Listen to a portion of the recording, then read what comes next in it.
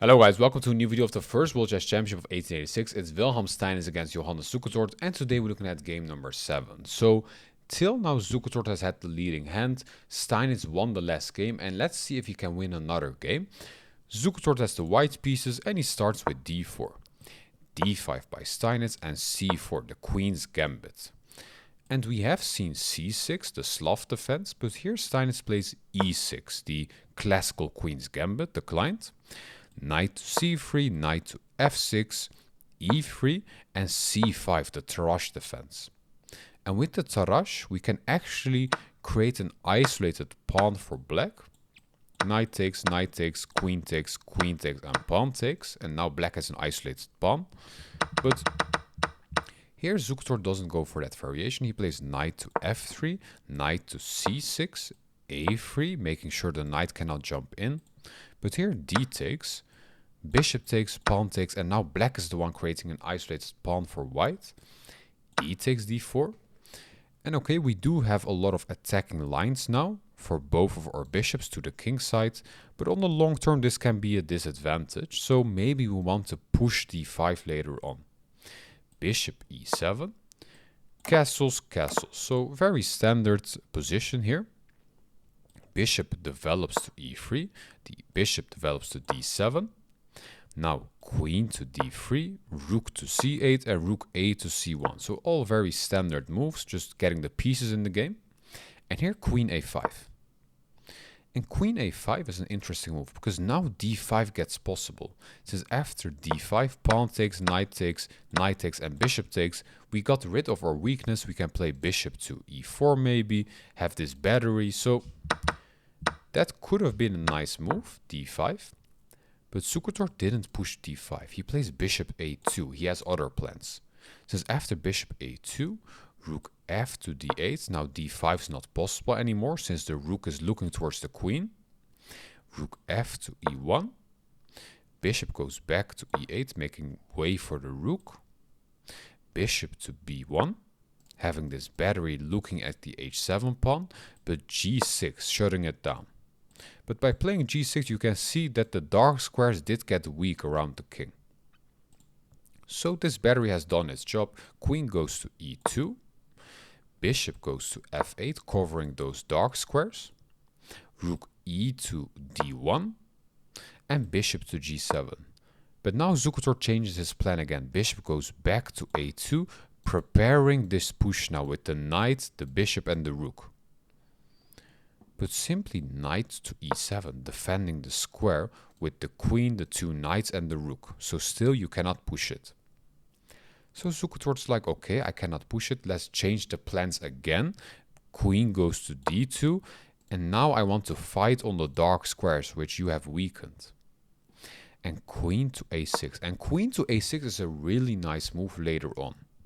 And we will soon see why. After queen to a6, bishop goes to g5 and knight to f5, covering this square. And here maybe bishop b1, taking the knight, doubling the pawns, creating imbalances, would be the best move. But here Zukertort kicks away the knight with g4. But that's actually not a good move, since after g4, knight does go back. Well, it doesn't go back, but that's what Zukertort probably expected, in which we have queen f4, and white is in a better position. But Steinitz didn't play queen e7. He took the pawn. And after knight takes, we have e5. We will win back the piece, and we're up a pawn. You cannot move away the knight, since your queen will get lost. So now knight to d5. Rook takes, queen takes. The queen is out of the pin now.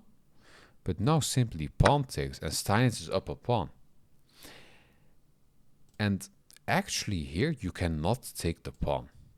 Well, why can you not take the pawn? Well, Zukertort does take the pawn, but that's actually not a good move. Since now we have knight takes, the rook is under attack, rook takes, and bishop takes. And the queen, moving to a6 earlier on, now gets very strong on the light squares, because we have queen to e2. And we punish your bad g4 move, and we have a double attack on the b2 pawn. if you take the pawn of b7, we do not take the g4 pawn because then you can simply bring back your bishop. We would play something like bishop takes, now queen to c8, pinning the bishop, king to g7, and black is in a better position. But actually here, we see h3 by Zukertort, defending his g4 pawn. And here you can actually take the pawn, but Steinitz here plays h6. And that's not a good move, since after h6, Zukertort has a really nice move to keep the game going. And that is not moving away the bishop, that is queen to d2. We're defending the pawn, we're attacking your queen. If you move away the queen, we bring the bishop back to e3 and it's safe. And if you take our queen, bishop takes, okay, you can take this pawn, but we have bishop takes, bishop takes, bishop takes, and it's 3 pawns against 3 pawns with 2 bishops for both sides. So this is just a draw. But here we actually see not queen to d2, but this move, bishop to c4. And that's a huge mistake. Well, why is it a huge mistake? Well, the bishop on d5 was very important, covering all those light squares on the h1, a8 diagonal. After attacking the queen, black now gets on this diagonal with queen to f3, attacking the h3 pawn, queen to e3, defending it, but simply queen d1 check, king to h2, and now the only move for black to keep the advantage, and that's bishop to c6. And you can see why this diagonal was so important for white to occupy. Now we have a lot of problems. The bishop is hanging, we have this threat, bishop moves to e7, and now Steinitz has multiple moves to win this game. You can give a check first, king to g3, g5, cover the squares which the king wants to escape to, threaten checkmate.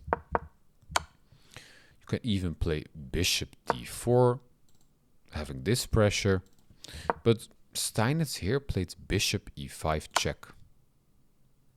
And that's a really nice move. Since after bishop e5 check, we see f4. And here you can play bishop d4 again, having this pressure, which is just winning by force. But actually, bishop takes f4. And after queen takes f4, queen h1 check, king to g3, and queen to g1 check. And Zukertort resigned the game. Why did he resign the game? Well, you can only go to one square. We give another check on e1, we win back the piece. But more importantly, you have to defend with your queen, since those squares are defended. Queen to g3. And the winning move, g5 check. King has to go up and we win your queen. And the game. I hope you liked this video. If so, please like, subscribe or comment, and I'll see you on the next video. Bye bye.